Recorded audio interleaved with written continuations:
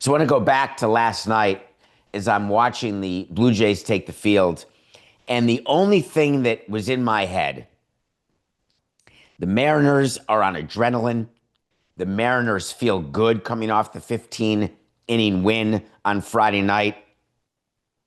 Any analyst who tells you that that is a disadvantage to the Mariners has not been in the game. The fact is, travel schedule for players is talked about way more by people not in the traveling party.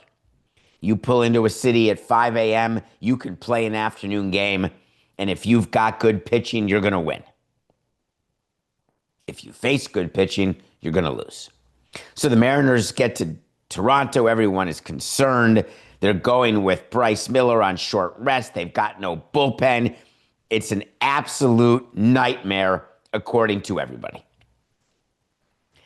Bottom of the first, George Springer, old, but good. Bryce Miller, ding dong, home run. The Blue Jays are a juggernaut, is what they said at the time. That's it. This is a team that is destined to make it to the World Series, to win the pennant, to win a World Series for the first time since 1993. They have rotation issues, but they can get past it with great bullpen. But their offense, oi, oi, oi. So George Springer goes deep to lead off the game, and that's it. The assumption is the final score will be 69-0 Toronto. Game one in the books, and Seattle won't feel badly because they were tired. Long trip. Well, guess what? Bryce Miller and the rest of the Mariners, they didn't give up another run. They only gave up one more hit. And of course, the Mariners were going to score because they've got Cal Raleigh. Cal Raleigh, who has had a postseason to dream about. He's going deep. He's hitting singles. He's getting on base.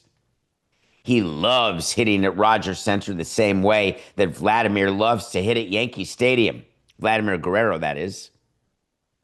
So anyone who thought the Mariners were just going to go bye-bye, that they'd hit their ceiling, that they're happy to be in the LCS for the first time since '01, that they are thrilled to have eliminated Detroit, you have it wrong. They are driven to win the pennant because as an organization, they have won two fewer pennants than the Miami Marlins. They've won two fewer pennants than the Tampa Bay Rays. That's right. The Mariners have never been to the World Series. So Cal Raleigh goes deep. And I mean, he absolutely crushed the ball. It's not that Kevin Gausman didn't have a good game. He did. He started game one for the Blue Jays, and everything was going fine until Raleigh hit the home run. And then it was still fine, let's face it. They only gave up 3 runs and ended up losing the game 3-1. And if you watch the 15-hour game and you watch game one, there was a player you may not be focusing on much because you talk about Josh Naylor, you talk about Eugenio Suarez, you talk about the pitching. Incidentally, Wu is back for this series in theory, or at least they're pretending he is, the way that the Blue Jays are pretending Bassett and Scherzer are ready to go this series. But a name that you may not be focused on is George Polanco. Why is that such an important name? I don't know if you remember this.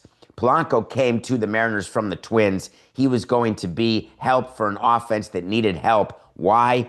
Because the Mariners had this great pitching staff, but they never had offense. So they bring in Polanco.